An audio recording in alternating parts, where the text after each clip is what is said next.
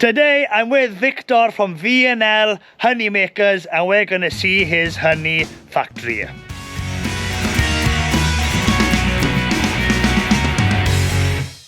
Hello, I'm Griff Rees, welcome to Winnie Griffith. Here we talk everything beekeeping, farming, countryside living. Now we do reviews as well. Now we left Wales, it was raining. We actually left Wales at 6 o'clock and it was cold, wet, and we've come to the Cotswolds, Victor. The sun is out, honey coming in.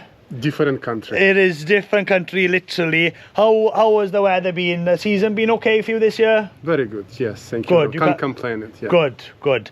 And we're actually, this is the second time I've been here. We're actually at Viktors. This is the farm where he runs his honey farm out of. His honey house is in there. He's got a little shop there. And just behind Andy there, there's a big building there, and that is full to the brim with honey. And some of you guys may want to buy some of that honey, because a lot of the honey here, Victor, it is for sale if someone wants to buy it. Anybody who got money, you're welcome. There we go. And it is good honey, because I'll tell you straight away, we do buy some of the British honey which we sell from Viktor as well, so I can vouch for the quality. It is very, very good, and I wouldn't be here if I didn't think you were a good beekeeper and I didn't think your product was good. So I've been following you for a while, you know, your labels, everything, and a lot of people may not realise you're actually the beekeeper that got Clarkson into honey as well. Yes. So if you watch Clarkson's farm and when you see Clarkson talking about a big Ukrainian, well, here he is, big Viktor is here, this is the man, and you still do a lot of business with Clarkson. This is a good partnership. Yes, still working together, yes. Good. Right there, Viktor, let's have a look to see how this honey... How honey been made? Yeah, and before we go in there, roughly how many tons of honey would you produce in, say, a bad year, average year, and a good year? Good year would be 90 ton, bad year would be about 40 ton, average 50-60 ton. Wow, it's a serious volume of honey. Have you ever crossed the 100-ton mark yet in 1 year? No, not yet. Not yet. That's still to come. I'm sure one day you will. Who knows? Yeah. It's to do with bees, I think. Yeah, right. Let's go. He's got a big extracting line in there. I'm sure you guys want to see it. Alright, so we just entered the first building. The bottling room is through there. So talk us through, this is just a little bit of a, I suppose, a storage area, Viktor? Yes, that's actually incubator where we're melting honey. So if shop want clear honey, what we do, obviously our honey get crystallized with time. So what we do, we put it there, leave it for 1 day, control temperature 50 degrees in 1 day, all liquid, ready to go to the shops. Yeah, shops love it, liquid honey. Yeah, we actually do exactly the same. We've got a warming cabinet in our kitchen in the office, and that's what we do. So we'll jar, if it goes crystallized, you can reliquify it, and when you sell it, it's perfectly good. Yeah. It will still crystallize again, but when the shop gets it, it's nice and runny. Sometimes we have to replace it, but actually after warming cabinet, it's very good. It's no crystallization and looking good on the shelf, and no trouble. No trouble, you know, for us really to come back and replace it. But then we could do that later on anyway. If honey don't sell for certain period of time, get crystallized, we can swap those jars and which is part of the job. Yeah, that's it. A lot of customers think when they see the honey crystallized, they think it's gone off, but it's actually just a sign of really good honey. No, actually I want to say something about crystallized honey. We used to do market in the past in London, and a lot of time people from country where is Mid East country, you know, they come and say, oh, this is fake honey, you have a lot of sugar in it, it's crystallized. And then I try to, obviously, like we all do, try to convince they are wrong, you know, it's normal for honey crystallized. And then I realized, actually, in those countries, they have very hot climate. And it's probably normal to have 30+ degrees every day, therefore their honey never crystallized because it's very warm down there. So obviously for them it's shock when they come here, they see this crystallization. So I would say it's normal for honey to crystallize, and of course if you live in hot countries, it's less likely for honey to be crystallized, but that's absolutely normal for honey crystallized. Yeah, that's a really good point. I never thought about that, and maybe it's the type of honey they produce, maybe it's low crystallizing honey as well, and once you get like the bramble and everything here, Yeah. it crystallizes pretty fast. It's like they say, the honey who has quite a high percentage of fructose. It's like one of the biggest one is acacia honey. It's obviously even acacia honey eventually crystallize in certain temperatures, but of course if temperature above 30 degree will never ever crystallize. So that's a good point about temperatures as well. So you got everything in here full of honey. Not everything. I don't think so. You will pull out. No, too tight. Most boring job in the winter. Ooh, look at that. Oh, that's a nice pull, frame. isn't it? So a few things I want to point out. So you make this frame Yes. in the workshop. Yes, we make the frames. Yeah, I set up machines, and sometimes I cutting it or guys cutting it, you know, and then somebody has to put together as well. So it's a lot of work with frames. But what else we're gonna do in winter? Well, winter is very long. It's a long winter. And another thing too, I want to point out, you actually use plastic foundation. Yes. And you use plastic foundation for everything? No, not for everything. We're using plastic foundation. This is called brood frame. So that most of the time we're using for in our brood boxes for queen to rise new babies. But what we find that let me pull another frame. Sometimes they're not. So if we put them in a box, ordinary box, it's take really hard for them to build in a brood box with queens if they have supers on top, because they prefer put honey on top. And then if you leave 1 or 2 frames with foundation, bees basically reach to these frames and queen wouldn't pass it, so they sometimes get blockage in a box. So what we try to do, we try to use some of these frames, so mixing build combs together with our frames, well, like foundation frames, one after another, and that it helps them to build up much faster. And then we use them later on in a brood when they build. You put a plastic frame next to a drawn, then a drawn, then Exactly. a plastic, then a drawn, until everything is drawn. Yes. Okay, I get you. Yeah, and that way we could use these frames next year in the brood boxes for bees not struggling to pull it, and then it wouldn't stop production of laying for queens, and then colonies grow big.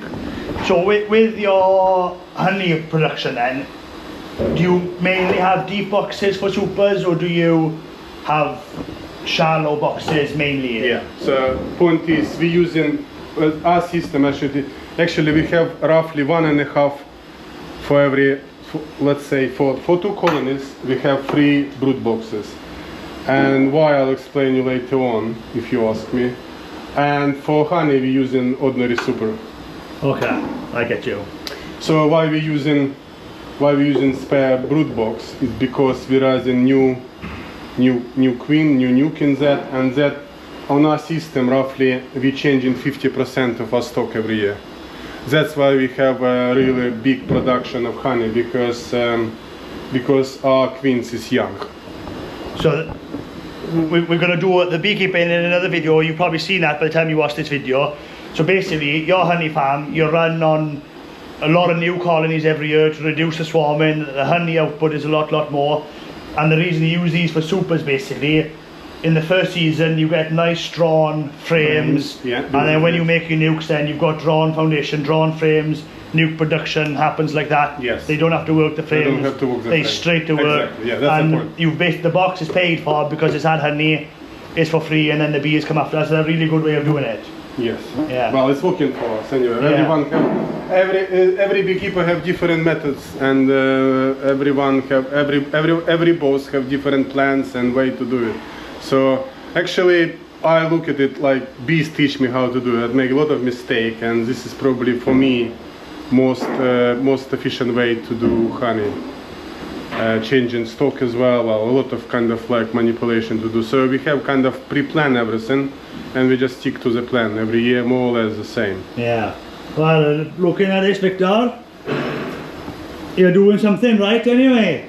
sometimes we get it. So you store the supers, and obviously we can see the bees there. This room is totally bee proof. There's nothing coming in here. Yeah. Well, do you catch the bees then? Do you take those bees out and you use them up anywhere else? Sometimes in the past we used to put a box outside with basically ordinary colony, small colony. We open the door, shake the bees, and eventually those bees will join the colony. And actually, one after another, we could build up few colonies from weak to really strong colonies. But now we don't do that. We just scrub them in a bucket and put them in a bucket and move them to the side, not far away from here. Just shake them in front of the hives. Yeah. So the bees are being reused, even though these bees they're not going to get killed. They're going to be shaken into an apiary where they're going to go back to work, because obviously they don't want to be stuck in here. No, And yeah, good for them, good for the bees, good for Viktor. Alright, so that's your brood boxes. Then over here, this is a stack of the main. This is what your main crop looks like. Yeah. So most of the honey actually come in the supers, ordinary, basically ordinary super frames. Well, that's nice. Look at that. Really good frame. Yeah. So what we find with built comb in supers is much faster to collect honey. On average, we get about 5, 6, well last year even more supers per harvest, like spring and then June gap, and then have second crop of the summer.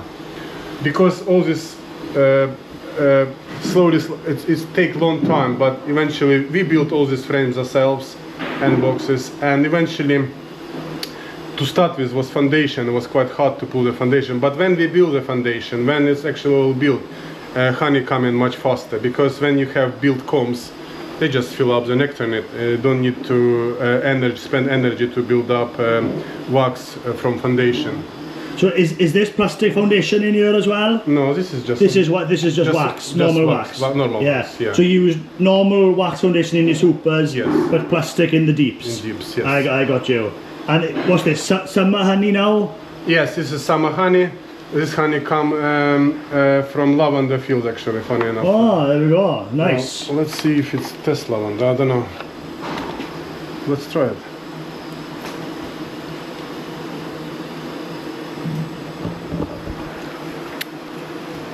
I don't think so.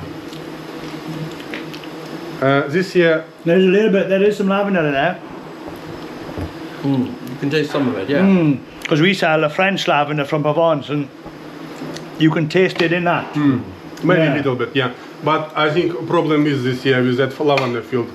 Like one after that was big field of borage, so who knows where they fly. The bees will work what they want. Right. Into the honey house. Now we got a big line in here. So what have we got here, Viktor? How many frames does it spin out? Basically extractor, honey extractor, he's spinning, I think it's 74 frames there, as far as I remember. What do you say, 74? 74, yeah. Okay. Again, it depends, because more frames go from brood and less frames go from super, because I have only 10 frames in a super and 12 in the brood box, so because of the size of the shoulders. Yeah, I get you. And this now can spin shallow, deep, anything, as long as it's national. Yes, as long as it's national. And every frame you've got is national. Yes. Yeah. So I noticed you're uncapping by hand this year instead of using the automatic uncapper. Yeah. What's the reason for that this year? Well, trouble is we got new waxing machine, and it's been basically we didn't check it until season start and have a little hole. Water getting into wax melter, and we have to repair it. So this year we don't need production of wax, because we just taking so long to repair it. So we're gonna miss on wax production this year, but that's why we're doing by hand this year. But that machine working okay. Problem is when you start using machine, it creates so much wax. You need to deal with it immediately. And you can see that pile. This is pile like from this here And it's kind of a lot, but actually for our production it's very little. Okay. So if you see this, the honey's coming in uncapped. We're emptying the machine now. Yeah. So it runs. So it runs. one line gets empty, and then two going in. Oh, so you empty the top line and then bring full ones in, turn it. Okay, I get you. So we pull it in, yeah. One more? Two? Yeah. Maybe two.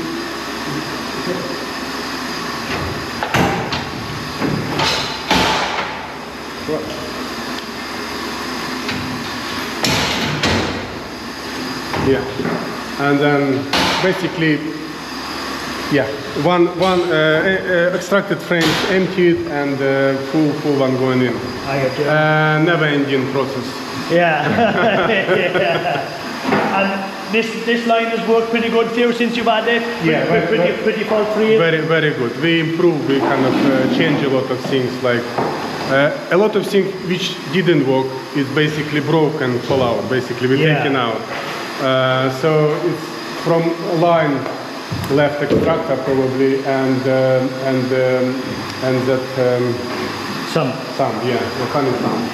But press is paradise, uncapper paradise, pump is paradise. So a lot of paradise equipment. So the Konigin section then is just that. Just section of Konigin. Yeah. So the sump now is paradise. The uncapping machine is paradise and the honey press. Okay. Yeah. So it's like like a Frankenstein. Yeah, Frankenstein machine. And this machine is very cool as well. This is heater. Oh, that's the like a thermal plate or whatever you call it. Yeah.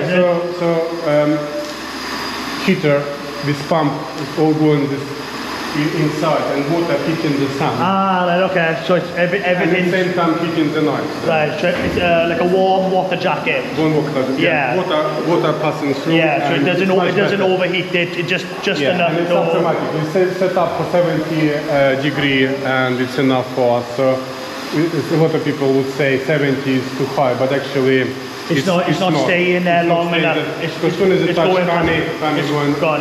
Yeah, I get you. Good. Well, let's see it spin. You're ready.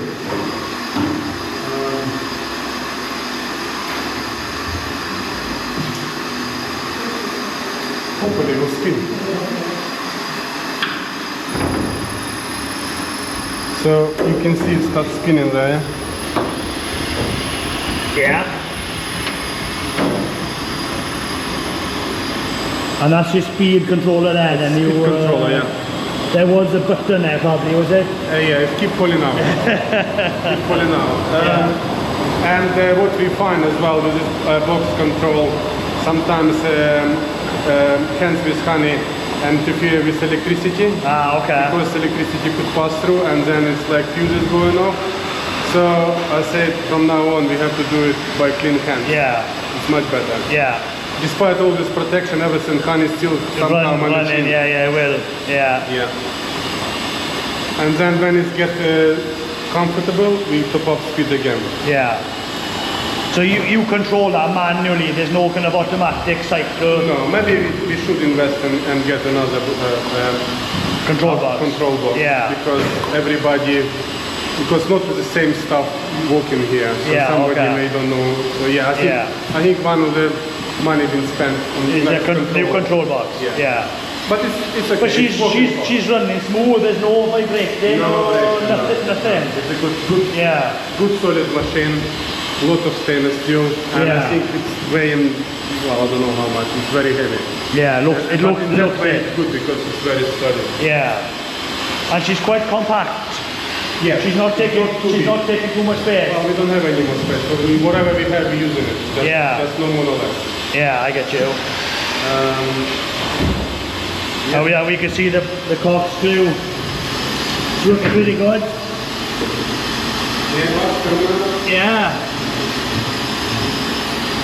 That's coming back into there. Sometimes we need to clean this But in reality, we press this button and magic should start, you know, honey start coming in. And it pumps it out. Yeah, and it's actually pretty good speed. We bought this pump this year. I'm very impressed because before we used previous pump, which is good, but not cool with the amount of honey we're doing. Really. Yeah. This one working quiet and. Is this always manual or is there an automatic to stop it overflowing, or you got to keep an eye on it? Yeah, keep an eye. Okay. You good to use a brain sometimes. Yeah. And if it's on the floor, it's extra exercise. You can see it's going. Oh, it's going on fast. Yeah. Fast, yeah, it's really good. Yeah. And this tank is warm if you touch it. Really. Oh yeah. And it's helping help you run in. Yeah. But a lot of people don't realise when you're extracting a lot of honey, you've got to use some heat, otherwise it just doesn't go. Yeah, it doesn't go. You need a lot of them. I don't know. You need a lot of shovels. Yeah, and people say like you don't want to use heat, but it's as long as you don't overheat the honey, you don't damage it at all. Yeah. The honey is still as raw as it's come out the hive, you know. If you actually touch the pipe, if you could reach it, it's hardly any. It's just your temperature. Oh yeah. No, it's despite very high temperature in the tank, 70 degrees. The honey doesn't go anywhere near it. No. It would reach maximum maybe 35 degrees. Yeah. No more. So it's not make any effect on honey at all. Yeah.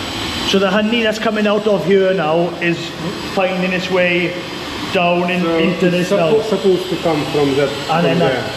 Okay. But it's obviously level just gonna go up. Yeah. It has to be really. There's a big tank in here as well, backfilling. Yeah. I think all this, like with extractor and honey sample, would hold probably a drum of honey. Okay. Yeah. Well, I'm very impressed. Nothing is vibrating here. It's very smooth. Very small and very effective. Yeah. We spin a lot of honey. And I'm guessing this building used to be like an old dairy or something. Is that what everything is in here? It used to be butchery. A butchery, is that what it was? Wow. Yeah. Yeah. So there we go. Right. Let's see where the honey goes. Okay, so the honey then is pumped up this pipe. Yeah. Goes into what looks like an old milking tank. It is milking tank. Yeah. Really, they make good quality milking tank in the past because work really well for us because it's actually double skin, and I have a immersion heater down there. So if necessary, if we forget and honey gets set, I always can melt that. So this is what the jacket did as well then? And insulated. Uninsulated, okay. Yeah, so it's really it's basically, that's way more than a ton, isn't it? Full of honey. Yeah, it's 1,500 liters. So it's basically about 2 tons. A 2-ton water jacket insulated honey tank, basically. Yeah. So you've got underneath there basically like a hot water tank which you'll see in someone's house. It's an immersion heater. Yeah. With an immersion heater, okay. Connect to the same story is here basically. Yeah. Pump push warm water around and eventually it gets really warm. So sometimes if I need it, if honey get really cold or start crystallizing, I leave it to run through the night, and next day honey is liquid and clear, beautiful. Yeah. So working really well. Recommending. Yeah. Very good stuff. And then you put your barrels here then. Yeah. Turn that and you fill your barrels that way. Yeah. And then you can see little hole there. So that go in small barrel. Yeah. Yeah. Small tight lid barrel. Yeah. And obviously if you have a big one, it goes straight in. I get you. Now if you're bottling, the bottling room is next door. Yeah. So you've got a separate pipe that goes from the tank through the filter there. No. Not like that. No. So not like that. How does it work? So we pour in the drums. Yeah. And then drums moving out. So and then we warm up. So we have a warming tank, and then we bring honey back, which is we're gonna do it now. We're gonna do that right now, so you will see how it works.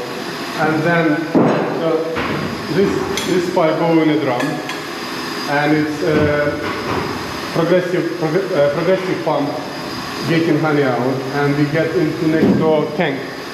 actually go through the filter first, of course, and then go to a tank next door, and then we could use that honey for bottling and do whatever. Okay, I get you.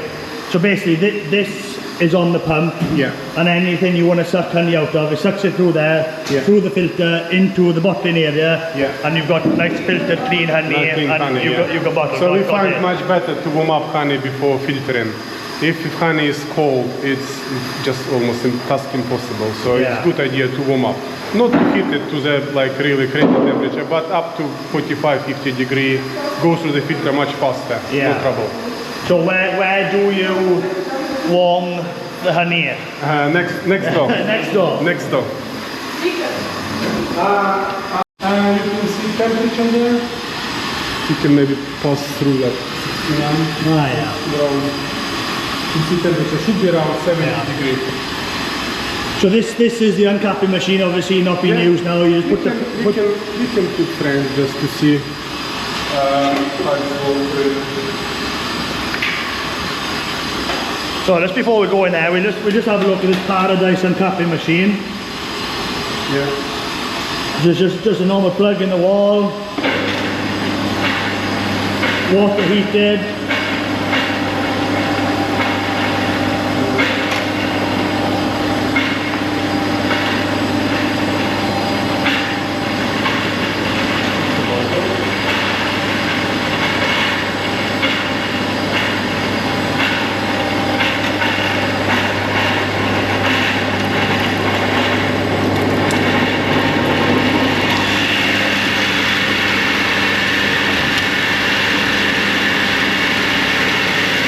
Very nice.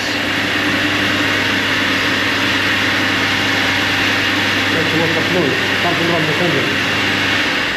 I bought new one, but new one problem with motor. We have to send it back. Yeah, okay.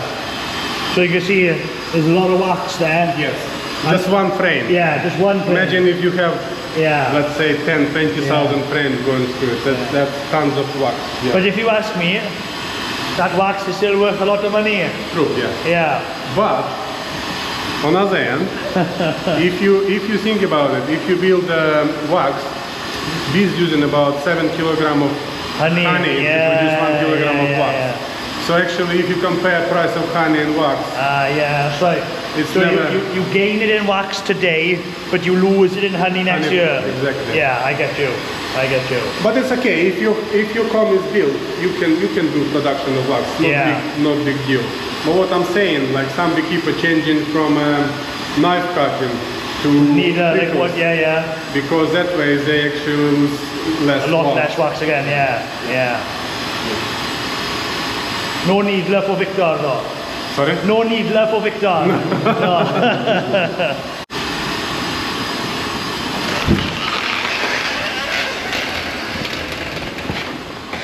So this stack now, this is all extracted honey already. Yes, that's our supers. So how do you talk us through this? So that everything's obviously on a DIY. You made these pallets. They're sealed.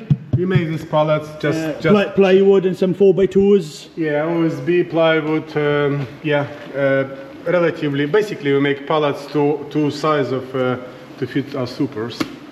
And how many supers? Basically 60 supers on each pallet. So 10 high, 6 in each column. Okay. And then it's easy. With forklift we load it on our truck. Couple. So in the spring on our sprinters we take two pallets with us, and it's actually quite a lot. 120 super per day. It's actually enough for one day to do whatever I need to do. And you store them wet? Yes, me too. We never dry them. We find it's actually much better for storaging. And another thing is good in the spring, bees just go to the wet combs much faster. Yeah, I've always said it's like rocket fuel from in the spring. They have a taste and... and sometimes also drape honey left there, but I don't think it's a problem because that actually could dissolve it and eat it and build up in the spring. Yeah, and that's all you do. I suppose you just pallet wrap everyone up. The next pallet then seals the top.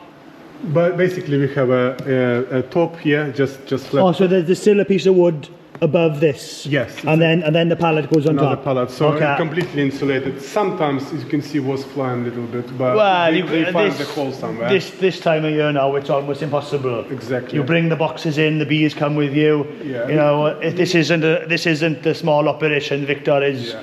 I don't mind they fly in here. They would rather fly here than in Yeah, the of course. extraction room. Yeah.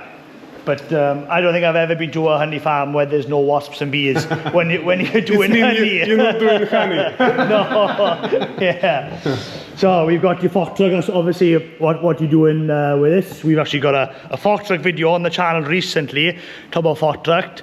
Now, that's the warmer. Yeah. Bucket barrel. How does this work? Is this something you made? Yeah, we ask a welder to do a warming box, and basically we heated up honey in this box. So the way we're doing it, we have so pallets going in with drums on it, and we have 2 heaters there. Basically, Oh, just two ordinary, heaters, electric heaters. So this is obviously insulated right yeah. round. And then we have temperature control. So that's it's your thermostat, okay. thermostat, so not going more than 50 degrees. Yeah. And then that's enough for 2 days. We usually keep it for 2 days. For drums, it's enough for us to process. So you can process 4 barrels, 2 days worth of melting. So then you can process 4 barrels. Yeah. And we do it right now. We're gonna take this barrel and filter it, and you will see how we're doing it. Okay? And there's a special way to know. Yeah. Sorry, special way to know. So way to know if honey is melted or not, but sometimes it's hot but not melted, sometimes still crystal. So by sound. That's melted, because sound like echoing going. This one probably still have a little bit of crystals. Yeah. It's slightly different sound. So I think it's come with experience. Yeah. Does that work if someone's not got big Ukrainian hands? Does it work with the small hands? Work with any hands. It just depends on your ears. Yeah. I gotta say, Viktor's a good friend of mine. He's Ukrainian, and if your friend was here as well, he was Ukrainian. Every Ukrainian person I've met, they are big and strong, with hands like shovels. You guys are built for beekeeping. Yes. Yeah, you guys. Beekeeping nation. Yeah, you are. And talk about Ukraine. A lot of people don't realise there's a lot of beekeepers in Ukraine. Yes. One of the main beekeeping countries in the world. Yes. Yeah. Unfortunately, at the moment, it's a war, and this year is quite bad for honey production in Ukraine. Don't know why. I mean, it's probably big drought there. Yeah. Maybe to do with war and another factors, of course, involved, and a lot of men to the war. So production is going down at the moment. But before war, Ukraine was leading country in Europe in production of honey. Biggest probably exporter in Europe to Europe. Yeah, that's what I heard, and every Ukrainian person I've met, almost everyone is almost a beekeeper. Yeah. If not, his next door neighbor is a beekeeper. Even exactly in the past, even president was beekeeper. Yeah, but thoughts with everybody in Ukraine. Hopefully, that the war will come to an end soon, Viktor, and things will go back to normal. Exactly. Let's hope war will finish. Yeah, but I like your mentor. That's good. Yes. Yeah. Let's do it. Let's take the drum. Yeah. And filter it and put honey in the buckets. There we go. How we're doing it. Let's see it.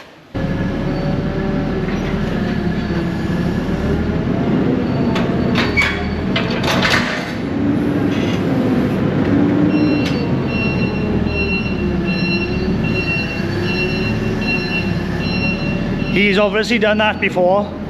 That's quite a nifty barrel mover, that is.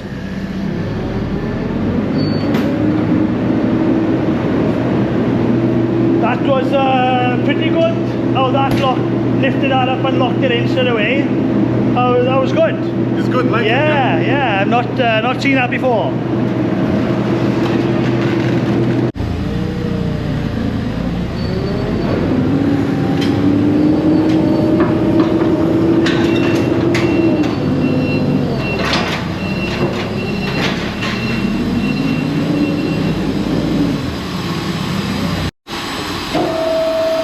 Alright, so we just got the barrel there. So this is connected to the filter. To the pump. The pump, sorry. And then the pump, there's the The filter is behind it. this tube there is the filter. And what kind of micron do you filter honey with, Viktor? 200 microns. 200? Yeah. Same as us, 200 micron. Yeah, it's not too small, not too big. No, it's enough to leave the pollen and stuff through, but you get a nice clear honey without the bits. Yeah. And if anybody wants a 200 micron filter, we actually sell it on the website. Unfortunately, there's a frame standing here with the frames, and we're keeping those for honeycomb. So this is your cut comb stack. Cut comb stack. Yeah.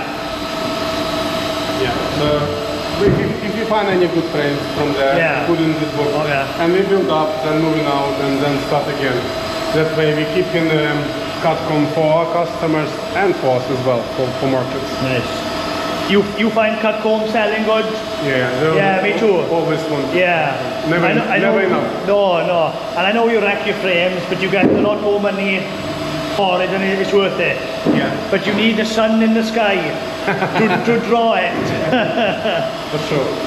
You can see it's moving, we can leave it there. There you go. And at the moment, I'm not sure yet, but it should be soon. Honey should start come out from here. So honey's just working its way through the plant, and we'll see it run through there now. Yeah. There we go. There we go. We can see it. It's going fast. You see when it's warm, it goes really fast. Yeah. And if that was cold now, she just wouldn't filter it. Yeah. No, we wouldn't filter it. It's the same with a gravity filter. When you pour a bucket through a cone, if that's cold, it'll just stay there. But if it's runny, she'll filter like she's supposed to. What? We can go next room? Yeah, well, let's see the bottling room. So into what we call the clean room, into the bottling room. So very, very nice design in here, Viktor. Well, whatever we have. So we've got, we'd obviously the other side extracting that pipe coming out now into... Big tank. Is that a special tank? Yes, special tank. So it's actually have, we asked our guy to do it for us. So have a mixer inside, so we could make cream honey. Have it's a single skin tank, but have double skin on bottom. So if necessary, could happen, like if it's crystallized or we forgot about something, we always can warm up the bottom and let the heat go up. We didn't actually use it yet. We don't need it yet. Okay. But sometimes, especially if you make cream honey and you can't do it in one day, cream honey could crystallize very fast. And if crystallized, we could melt it again through the double skin, Okay. And that's all, you just put a little bit of insulating wrap around it just to... It's amazing how long insulation could keep this honey warm, you know. We find in the past have a trouble to bottling cold honey. And as soon as we put this, it could stay for 3-4 days, warm honey, no problem. That's enough for us to process all the tank if you need it. Yeah. There we go, more honey coming in now. And that's roughly a little bit over 1 ton of storage in there? Yes, it's about that. So 3.5 drums going inside, which is enough for us. Yeah. And that filter which this honey runs through, that will do the 4 barrels easy and more? And more if you need it, more if you need it. Yeah. Usually we process 3-4 barrels. Sometimes we need to put them in a bucket, but most of it go in the jars. Yeah. And then we can put next lot, and it's kind of like, actually this is first year we're using this tank, and guy who doing bottling, he's so happy because before it was nightmare. I tried to share in one tank with extraction and it was difficult. So it's good to have dedicated tank doing just bottling. Yeah, because last year the problem we had, our honey house is a lot smaller than yours, but we used to bottle and extract in the same room. So Andy wanted to extract, but orders come in for jarring, so I would say, like, no extracting tomorrow, I got a bottle. Yes. And the job, it takes months and months and months and months to do the extracting. But now we got separate rooms, the bottling is one room, like you, the extracting is in another room, so hopefully this year will be the first year we're doing it as well. Yeah, I think it's good to have kind of like dedicated space just to do one job, And because, you know, your salsa. This room is obviously salsa accredited. You know, this is a clean room. Obviously, extracting honey is quite a dirty, sticky job. But all that's in there. Yeah. And you've got a nice clean area where someone could bottle honey in here all the time. So design is simple. Honey go in tank, then we bottle it with a filling machine, and then go on labeling machine. And after labeling machine, go to the shrink wrapper. Yeah, okay. And go now. That's it. Oh, so pretty straightforward. How many, if you're bottling, say you're doing 4 barrels worth, would it be one person in here working, or would you put 2 in here working? Depending who turn out and what job needs to be done. But in general, when we bottle in, it's 1 or 2 person. Yeah. And this is a big Swienty turntable.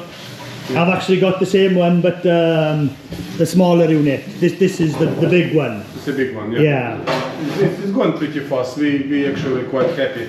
I don't know, I mean, it would be impossible job without this machine, you know, to jar it. So one man could do pallet of 1,240 easy in one day. With labels, everything, all job done. Yeah. With 2 people, you could do double that. You know. Yeah. I look in this kind of place and think, we do stuff so slow the way we do it.